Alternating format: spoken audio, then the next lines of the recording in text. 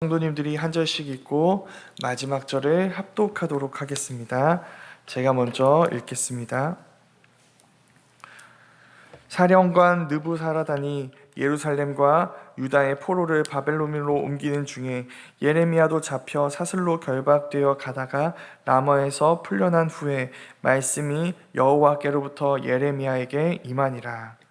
사령관이 예레미야를 불러다가 이르되 내 하나님 여호와께서 이곳에 재난을 선포하시더니 여호와께서 그가 말씀하신 대로 행하셨으니 이는 너희가 여호와께 범죄하였고 그의 목소리에 순종하지 아니하였으므로 이제 이루어졌도다. 이 일이 너희에게 임한 것이니라.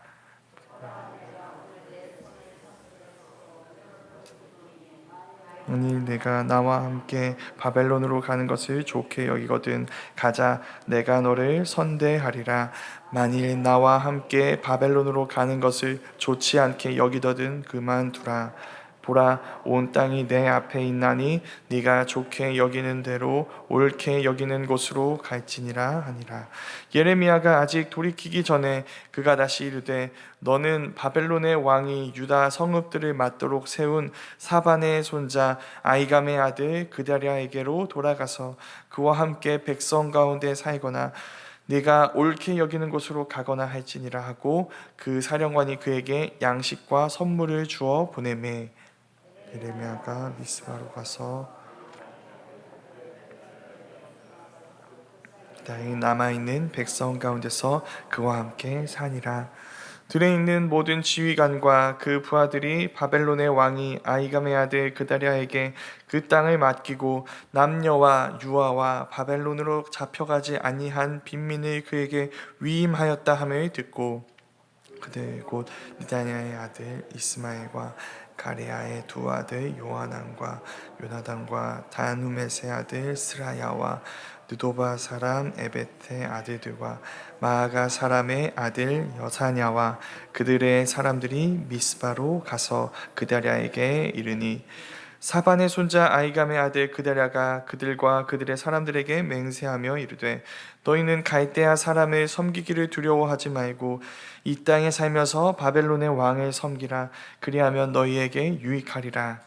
보라, 나는 미스바에 살면서 우리에게 오는 갈대아 사람을 섬기리니 너희는 포도주와 여름 과일과 기름을 모아 그릇에 저장하고 너희가 얻은 성읍들에 살라 하니라.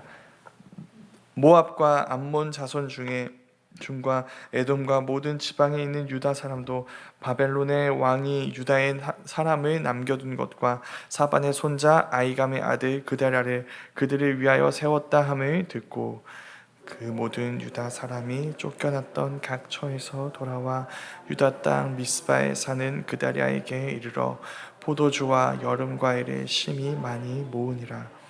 가레아의 아들 요하난과 들에 있던 모든 군 지휘관들이 미스바에 사는 그다랴에게 이르러 그에게 이르되 암몬 자손의 왕 바알리스가 내 생명을 빼앗으려 하여 느다냐의 아들 이스마엘을 보낸 줄 네가 아느냐 하되 아이감의 아들 그다랴가 믿지 아니한지라. 가레아의 아들 요하난이 미스바에서 그다랴에게 비밀이 말하여 이르되 청하노니 내가 가서 사람이 모르게 느다냐의 아들 이스마엘을 죽이게 하라. 어찌하여 그가 내 생명을 빼앗게 하여 내게 모인 모든 유다 사람을 흩어지게 하며 유다의 남은 자로 멸망을 당하게 하랴 하니라. 그러나 아이감의 아들 그다랴가 가레아의 아들 요하난에게 이르되 네가 이 일을 행하지 말 것이니라. 내가 이스마엘에 대하여 한 말은 진정이 아니니라. 아멘. 오늘 말씀은 이제 우리가 자주 보아서 익숙한 문구, 바로 여호와의 말씀이 예레미야에게 임하셨다라는 말로 시작합니다. 매번 새로운 하나님의 말씀이 주어질 때마다 예레미야서는 이 문구를 써서 우리에게 이 사실을 알려줍니다. 하나님의 새로운 말씀이 있고 이제 그 말씀을 예레미야가 전할 것이다. 이렇게 예레미야에서 여호와의 말씀이 예레미야에게 임하는 장면들을 보면 우리가 알게 되는 사실이 있습니다. 여호와의 말씀은 예레미야가 언제 어떤 상황에 있을 때 예레미야에게 임할까요? 답은 알 수 없다는 사실입니다. 예레미야에게 말씀이 임하는 순간들의 공통점은 하나도 없습니다. 오늘 말씀에서는 예레미야가 쇠사슬에 매여 있다가 풀려났을 때 여호와의 말씀이 임합니다. 그러나 앞선 부분에서는 예레미야가 감옥에 있을 때 여호와의 말씀이 임했습니다. 감옥과 상관없는 밖에 있을 때도 임하고 안에 있을 때도 임합니다. 그것이 우리에게 무엇을 알려줄까요? 우리에게 여호와의 말씀이 필요하지 않은 순간은 하나도 없다는 것입니다. 감옥에 있든지 쇠사슬에 매여 있다가 또 풀려나는 그 모든 순간에 어느 때든지 상관없습니다. 그 모든 순간에 여호와의 말씀이 필요합니다. 또 하나, 하나님은 우리가 실패와 절망이라고 생각하는 순간에도 그 모든 인생에게 말씀하시고 그 모든 인생을 통해 말씀하시는 분입니다. 그 모든 삶이 우리에게 하나님의 말씀의 통로로 사용될 수 있는 것입니다. 그 예레미야가 보여주는 것이죠. 오늘 말씀 역시도 마찬가지입니다. 오늘 말씀에서 예레미야가 처한 상황은 굉장히 특별합니다. 예레미야가 포로 신분이 되어서 쇠사슬에 묶인 채 바벨론으로 지금 끌려가고 있습니다. 그런데 바벨론의 사령관인 느부사라단이라는 사람이 그 대열 중에서 예레미야를 보고 알아차리게 됩니다. 그래서 예레미야를 따로 불러서 그에게 유다가 멸망한 이유에 대해서 이야기합니다. 바벨론의 사령관이 바벨론에 의해 멸망한 유다의 선지자를 불러서 왜 유다가 망했는지 그 이유에 대해서 지금 설명하려고 하는 것입니다. 예레미야의 기분이 어떨까요? 상상만 해도 굉장히 괴로운 일입니다. 일제강점기에 일본 형사가 우리를 따로 불러서 잘 들으라고, 너희 조선이 망한 이유는 무식해서라고, 나라가 온통 엉망이고 국력이 약해서 그렇게 망하게 된 거라고 말한다면 우리의 심정은 얼마나 참담할까요? 그게 예레미야의 상황인 것처럼 보입니다. 그런데 본문은 그런 우리의 예상과 전혀 다른 것을 들려줍니다. 느부사라단이, 바벨론 사령관입니다. 느부사라단이 예레미야를 불러 설명하는 유다의 패망 원인 이야기에는 바벨론이 등장하지 않습니다. 바벨론이라는 말이 아예 나오지가 않습니다. 그럼 뭐가 등장할까요? 여호와가 등장합니다. 느부사라단은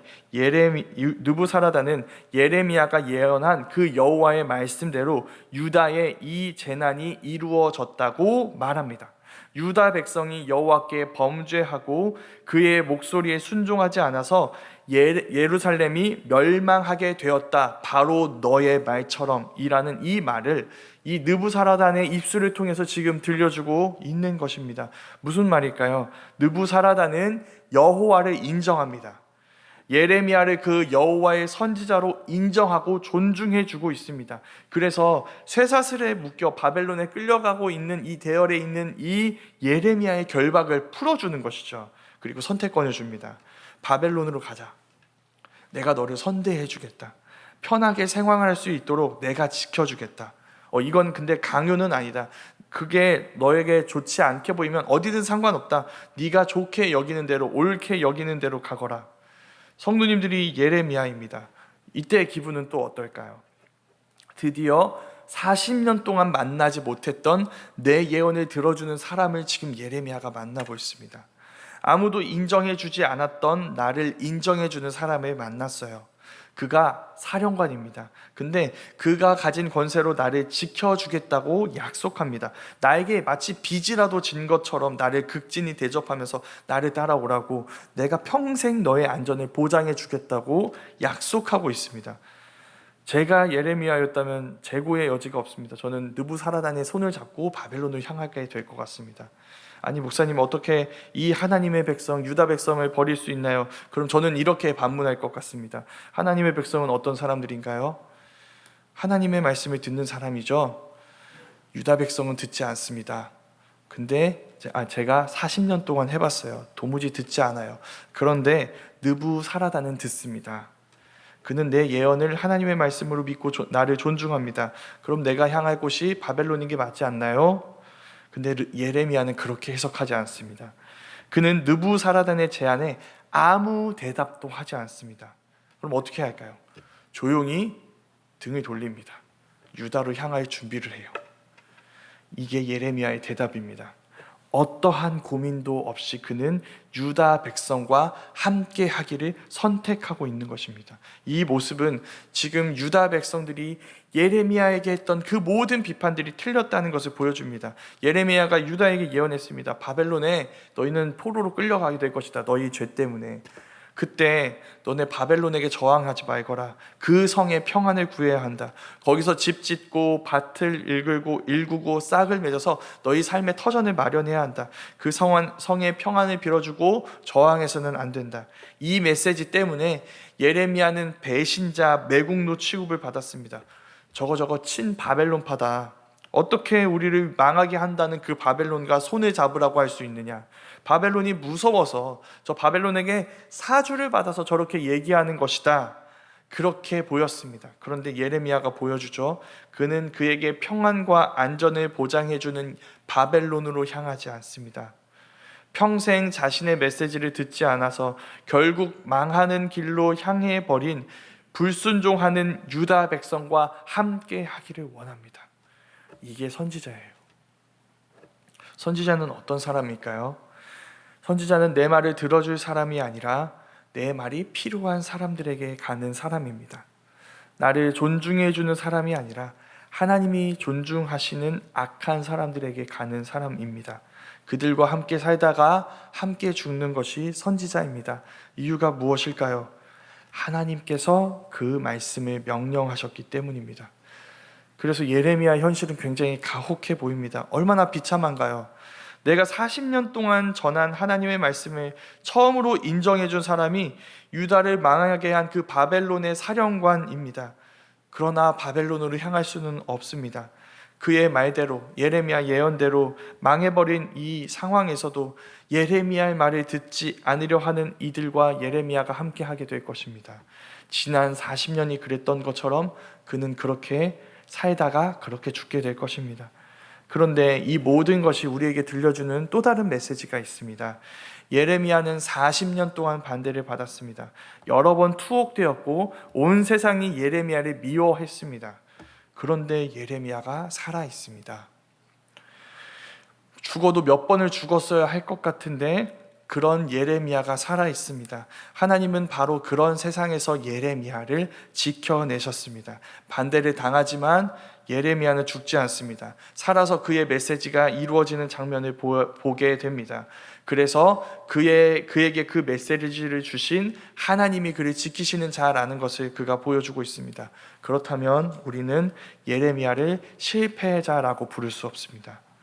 바벨론이 아니라 자신을 거부한 유다를 선택한 그의 결정을 어리석다고 말할 수 없습니다. 그는 스스로를 느부사라단이 지켜주는 자가 아니라 여호와께서 지켜주시는 사람이기를 선택했기 때문입니다. 그게 예레미야가 보여주는 메시지입니다. 온 세상이 반대해도 괜찮습니다. 그 길이 여호와께 순종하는 자리라면 그보다 안전한 것은 없다는 사실입니다. 예레미야 오늘 말씀 이후에 보여주는 일들, 또 일어나는 일들이 그 사실을 증명합니다. 느부사라단은 자기의 제안을 거부하고 유다로 향하려고 하는 그 예레미야에게 끝까지 가장 좋은 이야기를 해주고 있습니다. 미스바로 가면 그다랴라는 사람을 만나게 될 것입니다.